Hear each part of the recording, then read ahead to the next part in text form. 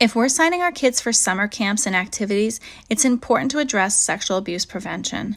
Organizations should be sharing this information with us up front, but if they're not, we need to ask these questions.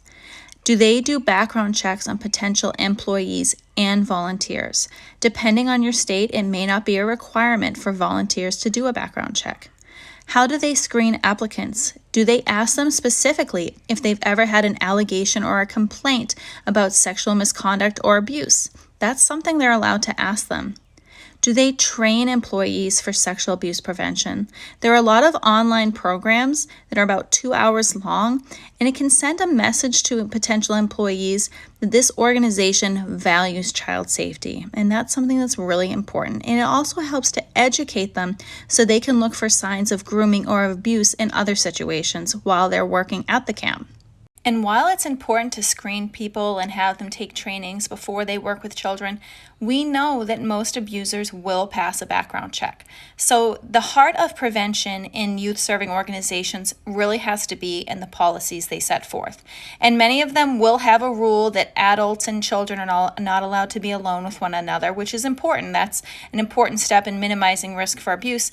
But there are a lot of grooming behaviors that can happen right in front of other people, and it can be in the way that they talk to children.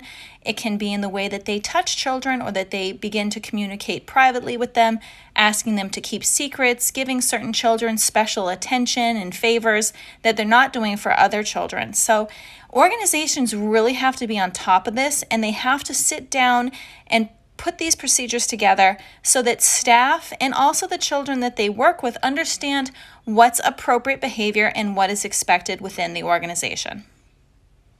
And the third final component to protecting children at youth-serving organizations has to be child education. And I know there are a lot of people out there who will argue that body safety is something that parents should be teaching their kids. It's not up to schools and youth-serving organizations to talk to kids about this kind of stuff. But when you think about the fact that 40% of child sexual abuse is committed by other children, and that as much as 10% is committed within school systems, children are citizens of our country. They have a constitutional right to be protected from abuse. Under Title IX, they have protections from sexual harassment and assault.